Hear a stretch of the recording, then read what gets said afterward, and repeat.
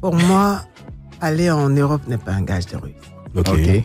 Pour moi, ce n'est pas du tout un gage de réussite. Avant, on le pensait parce que, bon, dans chaque famille, il fallait envoyer un enfant en France pour qu'il représente la famille là-bas, parce que tout le monde n'avait pas la possibilité d'aller en Europe. Donc, c'était vraiment mon grand frère en France. C'était prestigieux.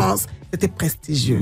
Mais je pense que depuis plus de 10 ans maintenant, ça a été démodé. Parce que aujourd'hui, les gens ont compris la réalité. Et moi, je l'ai toujours dit sur tous les plateaux télé. On ne va pas en France dans l'intention de réussir. Souvent, moi personnellement, j'étais très jeune quand je partais. C'était parce que la famille, quand on regardait entre le chant, ils se disent c'est pas un gage de réussite la chanson.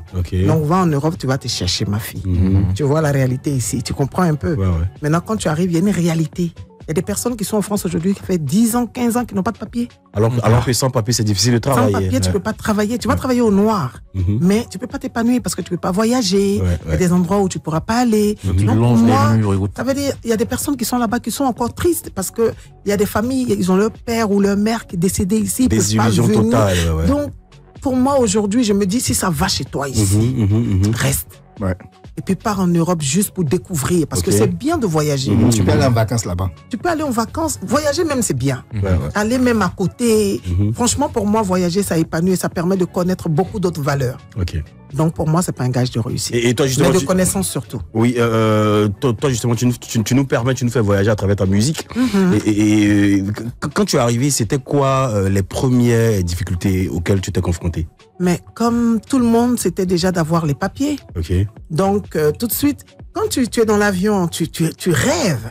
Tu te dis, dès que j'arrive, je vais faire ci. Et puis quand tu descends, désillusion totale. Voilà, tu vois. Parce que tu es face à la réalité. Tu as 18 ans, tu te retrouves dans un endroit où tu dois être papa, tu dois être maman.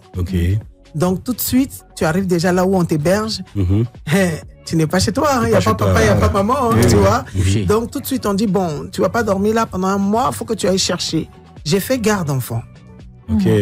Parce qu'il fallait avoir à manger. Fallait te chercher, fallait avoir l'argent parce que quand même, tu avais envie de participer aussi aux dépenses de tes parents. Donc, on redescend sur terre, tu commences à travailler, tu es dans la vie active. C'est pour ça que j'aime aussi l'Europe parce que ça te permet de te recentrer. On ne vit pas sous la coupole de papa, maman, tu te cherches. Tous ceux qui sont là-bas, franchement, je me dis, c'est la seule chose que moi j'ai appris de bien là-bas. Le travail. Parce que même nos enfants qui sont nés sur le territoire travaillent quand ils ont 18 ans. Ils vont à l'école et ils travaillent. Parce qu'ils savent qu'il faut qu'ils gagnent son pain. Donc c'est ce que j'ai appris de bien. J'ai bossé pendant des années avant d'avoir mon premier fils. En 2005, qui m'a permis d'avoir mes baisses. Super. Et franchement, on est hyper heureux d'avoir une personne de ressources comme toi pour évoquer ce sujet. Derrière tous ces éléments-là, quel conseil tu peux donner justement à cette jeunesse africaine-là qui veut coûte que coûte aller en Europe? Et moi, je suis toujours triste d'apprendre qu'il y a des jeunes qui sont restés en mer, aller mourir là-bas, parce qu'on n'explique pas les choses aux gens. Et souvent, quand tu expliques, on les fait rêver. Souvent, même quand tu expliques, on te dit, c'est parce que ça va chez toi. Nous, on est parti quand même.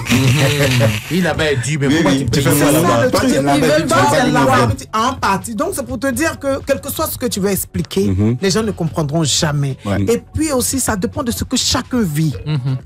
Il y a des gens qui souffrent tellement, qui se disent, peu importe ce que je vais traverser, je suis prêt à le faire pour ma famille. Donc, chacun a sa réalité. Mais ce que moi j'aimerais dire, ne te mets pas en tête que c'est en allant en Europe que tu vas devenir quelqu'un. Tu peux devenir quelqu'un même étant chez toi. Moi, je connais des femmes qui ont vendu des galettes et qui ont envoyé leurs enfants à l'école et qui ont réussi aujourd'hui, qui sont devenus des gens.